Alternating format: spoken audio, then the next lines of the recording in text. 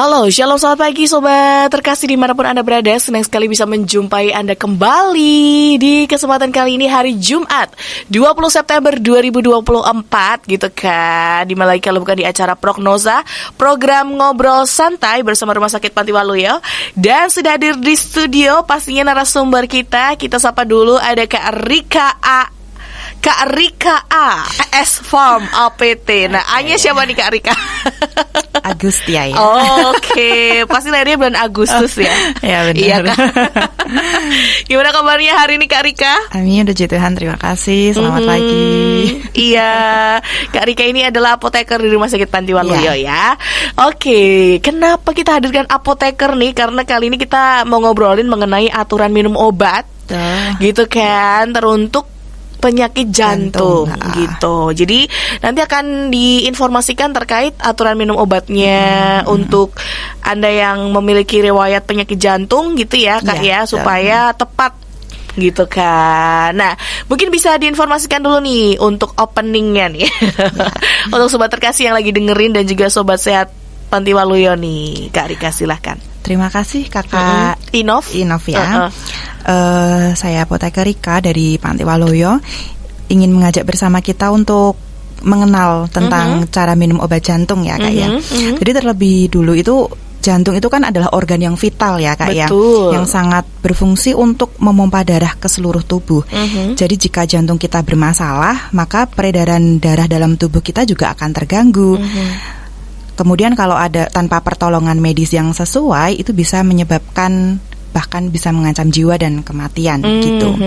Nah, secara umum seseorang yang mengalami gangguan jantung itu akan mengalami gejala-gejala yang misalnya seperti sesak nafas, kemudian pembengkakan pada kaki di bagian bawah tentunya, kemudian sesak nafas ya Kak saat berbaring, jadi ketika tidur, jadi mudah lelah gitu, jadi baru jalan berapa langkah sedikit gitu gampang ngos-ngosan gitu, kayak sesek nafas gitu.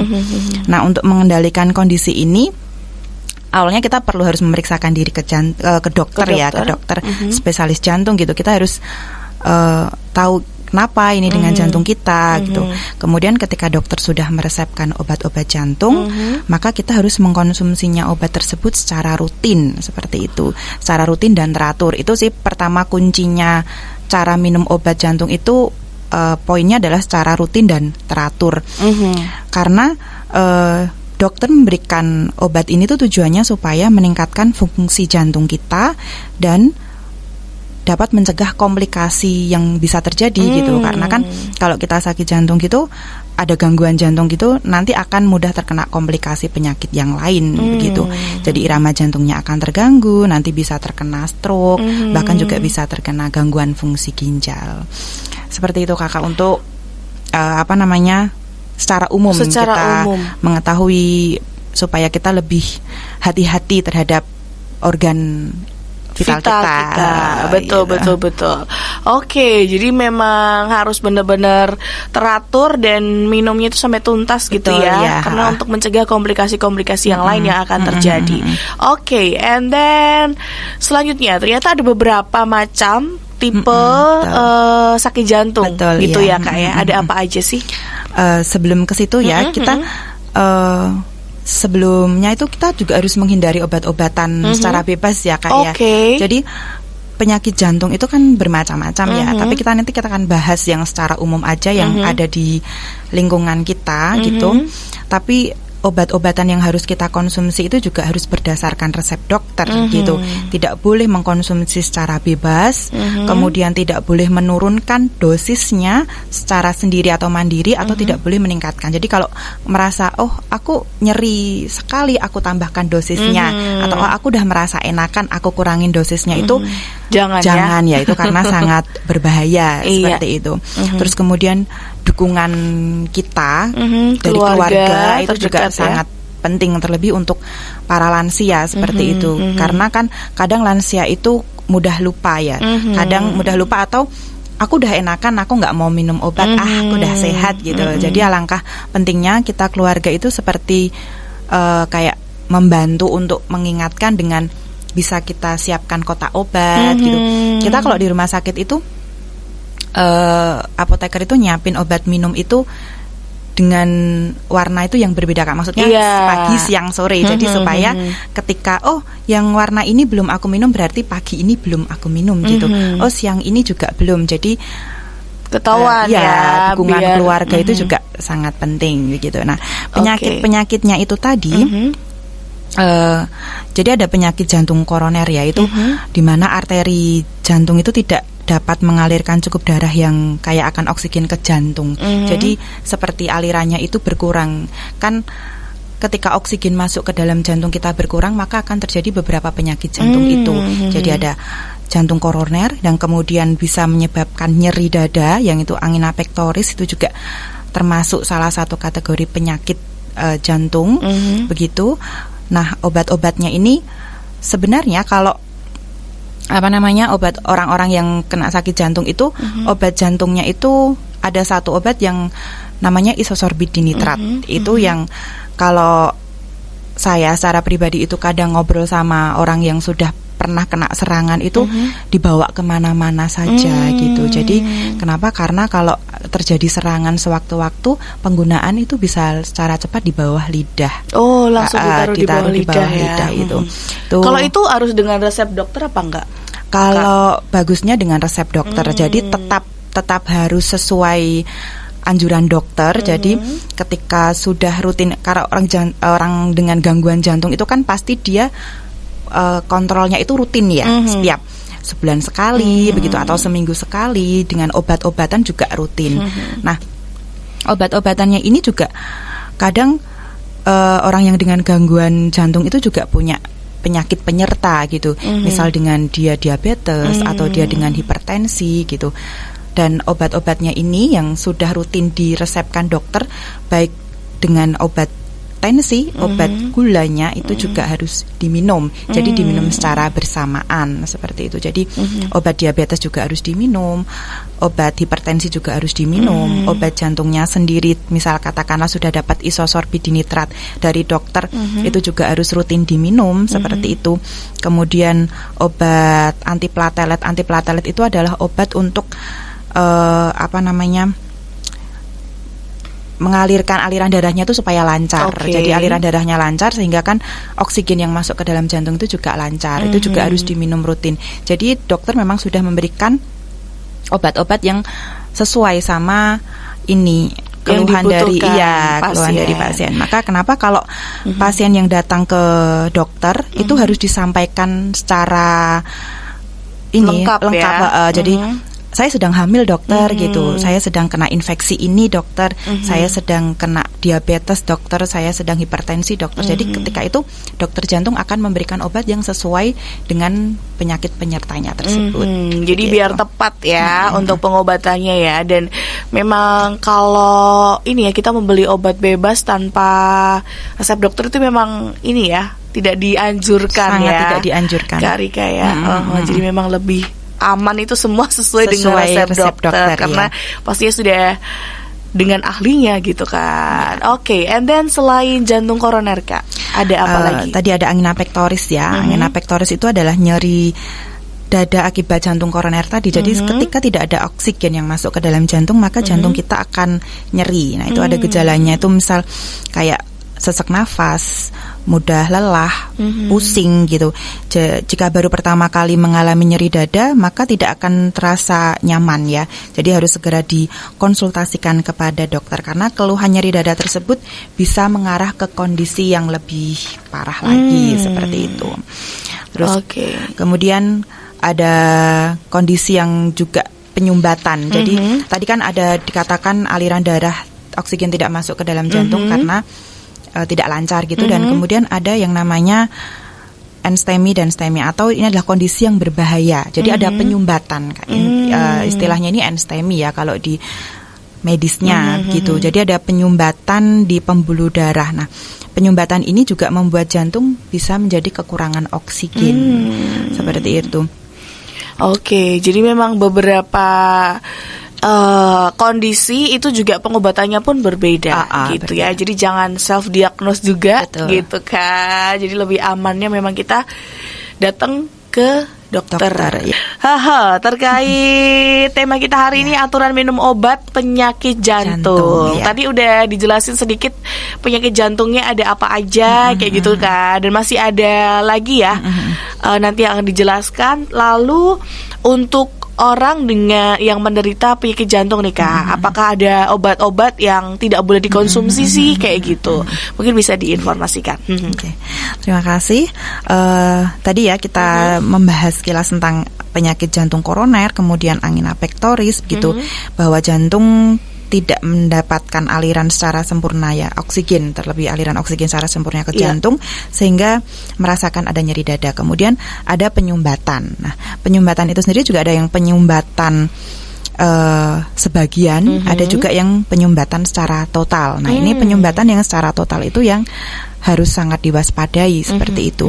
Jadi kalau penyumbatan yang sebagian itu obatnya sebenarnya tuh sama gitu ya, obatnya ada yang obat misal dia juga penyakit tensi juga harus diminum, obat gula darah juga harus diminum atau diabetes juga harus diminum. Kemudian obat kolesterol itu yang sangat penting yang harus terus dikonsumsi karena ketika kolesterol itu naik maka akan ada plak atau penyumbatan di dalam arteri sehingga jantung itu tidak bisa menerima aliran darah secara sempurna gitu karena kan ada kolesterol atau plak yang menyumbat seperti itu, sehingga obat kolesterol ini tetap harus diminum. Makanya meskipun kolesterolnya tetap maksudnya di bawah atau normal gitu, sama dokter jantung juga harus tetap diberikan obat kolesterol seperti itu.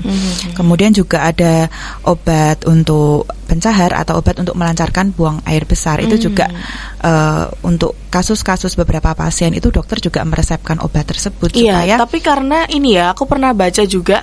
Jadi orang dari penyakit jantung itu tidak boleh ketika BAB itu mengejan. Betul ya, kan? Sangat betul karena nanti kan dapat memicu ini detak jantungnya. Jadi seperti kalau detak jantung cepat ya, jadi kayak takikardi gitu.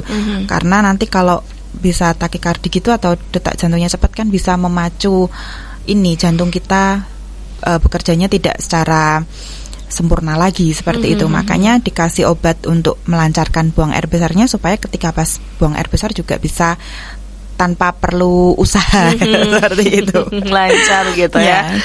Oke. Kemudian juga ada obat, kadang ada obat Aspilat dan Clopidogrel gitu ya. Atau dokter meresepkan biasanya 2. Nah, ketika pasien mendapatkan 2 obat ini, kami anjurkan untuk minumnya tidak secara bersamaan. Ini fungsinya sama sih untuk supaya aliran darahnya lancar gitu. Jadi penggumpalan darahnya gitu ya, supaya untuk memecahkan penggumpalan darah yang menyumbat dalam pembuluh darah. Ini 2 obatnya ini cara kerjanya sama, tapi dokter memberikan 2 seperti itu. Nah, kami dari farmasi biasanya akan menyarankan untuk minumnya secara beda waktu.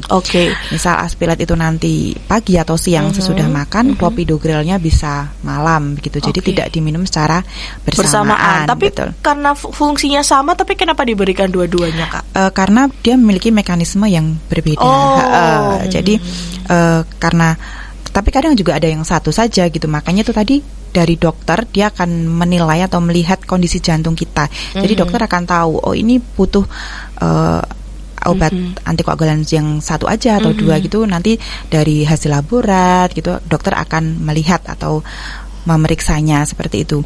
Nah, kalau mempunyai atau mendapatkan 2 obat ini, jadi kami menyarankan untuk diminum secara berbeda. Gitu. Itu yang untuk obat Aspilat dan Clopidogrel. Nah, kemudian kalau yang STEMI itu tadi kan NSTEMI atau unstable angina pectoris atau penyumbatan sebagian. Kemudian ada lagi yang penyumbatan secara total. Jadi pembuluh darah kita ditutup secara total, Kak. Jadi kan nggak bisa masuk nih.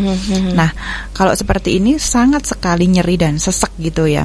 Dan kalau tidak segera dibawa ke rumah sakit itu akan terjadi hal-hal yang tidak kita inginkan seperti itu. Nah, kadang kalau sudah sampai rumah sakit atau IGD itu penanganan utama pasti akan diberikan injeksi fibrinolitik atau injeksi untuk memecahkan gumpalan darah yang menyumbat itu tadi. Jadi diinjeksikan lebih cepat seperti itu. Kemudian nyeri dadanya tadi yang isosorbit dinitrat itu akan diletakkan di bawah lidah untuk mengurangi rasa nyeri dada. Makanya kenapa untuk pasien-pasien yang sudah memiliki riwayat gagal jantung seperti ini, bagusnya selalu ready ya, kayak sedia di dompet atau di tas gitu obat tersebut ISDN. Jadi kalau terjadi serangan atau nyeri dada tetap di bawah lidah, dan kami anjurkan tetap langsung ke rumah IGD sakit. ya. Itu kan untuk penanganan pertama ya, untuk penanganan awal, tapi untuk selanjutnya tetap harus dokter seperti itu. Nah gitu. Terus tadi yang untuk obat-obatan apa saja sih yang nggak boleh digunakan ya untuk pasien-pasien yang mengalami gangguan jantung gitu. Jadi semua obat itu sangat diwaspadai untuk pasien-pasien atau orang-orang yang memiliki gangguan jantung. Jadi kayak nggak sembarangan orang batuk pilek beli obat di warung gitu, batuk pilek beli obat A gitu, beli obat B gitu, karena nanti salah satu komponen dari obat tersebut itu bisa mempengaruhi ritme jantung kita. Kadang kayak pseudoephedrine itu yang kadang masuk ada di dalam obat batuk pilek, itu sangat bisa mempengaruhi ini gangguan irama jantung kita, jadi bisa cepat gitu. Terus kemudian obat demam gitu, kayak apa, obat nyeri gitu, misal katakan ibuprofen gitu, itu juga tidak dianjurkan gitu, tidak disarankan. Oke, berarti kalau memang kita sudah ada gangguan jantung ya, berarti kalau misalnya kita batuk pilek pun kita harus bilang juga ya. Harus ke dokter jantung kita. Harus ke dokter jantung. Harus ke dokter jantung supaya beliau yang akan meresepkan seperti itu. Jadi tidak sembarangan beli atau sembarangan konsumsi. Kalau seumpama misal kan kadang ini kontrolnya ke dokter jantung sebulan sekali ya, kita nggak masalah, ke dokter umum tetap harus kita ini komunikasikan gitu, kita sampaikan kepada dokter tersebut bahwa saya mengkonsumsi obat ini, saya memiliki riwayat penyakit gangguan jantung, sehingga dokter tersebut pasti akan meresepkan obat yang aman untuk jantung seperti itu. Jadi obat batuk pilek yang mengandung beberapa itu juga tidak disarankan gitu. Kalau misal pusing, demam, untuk saat ini yang paling aman sih paracetamol ya. Paracetamol itu kan obat secara umum dan itu aman gitu, baik untuk kita yang menderita jantung ataupun ibu hamil pun juga sebenarnya aman ya, seperti itu Kak. Oke, baiklah. Jadi memang ada beberapa aturan yang harus kita ini ya perhatikan waspada, gitu ya, waspada betul. Juga karena nanti kalau salah bisa berakibat fatal ya Kak ya. Nah, seperti biasanya statement di segmen ketiga itu closing statement nih dari Kak Rika. Untuk Sobat Sehat Panti Waluyo juga sobat terkasih semuanya yang dengerin siaran kita Kak. Silakan. Ya, terima kasih untuk closing statement kita pada siang hari ini. Sayangi diri Anda, pola makan sehat, olahraga dan istirahat yang teratur. Dan jika mengalami keluhan nyeri dada kiri yang menjalar ke lengan kiri dan leher, segeralah periksakan diri ke dokter untuk mengetahui penyebabnya dan mendapatkan penanganan yang tepat. Oke, karena ini ya agak beda-beda tipis sama asam lambung. Betul. Ya kan? Iya. Banyak yang ngira itu asam lambung padahal ternyata serangan jantung. Tapi ada yang ngira ini serangan jantung nih padahal asam lambung gitu kan. Jadi ketika mengalami itu langsung aja ke IGD. Iya. Panti Waluyo. Betul, ya kan? IGD Panti Waluyo. 24 jam. Betul sekali. Oke, baik, terima kasih Kak Rika untuk waktunya. Terima kasih Kak Inavia. Ketemu lagi lain kesempatan ya. Terima kasih sobat terkasih untuk Anda yang sudah setia mendengarkan Prognosa, program Ngobrol Santai bersama Rumah Sakit Panti Waluyo. Dan pasti kita harus menjaga kesehatan kita gitu kan, dengan makan makanan yang bergizi, pola hidup sehat. Betul, kayak gitu. Sebenarnya kuncinya itu aja ya Kak ya. Olahraga. Nah itu. Oke deh. Pokoknya semangat menjalankan pola hidup sehat gitu kan sobat terkasih. Dan selamat melanjutkan aktivitas Anda di weekend ini gitu kan. Dan sampai ketemu lagi di lain kesempatan. Dari kata Shalom Immanuel, Tuhan memberkati. Bye.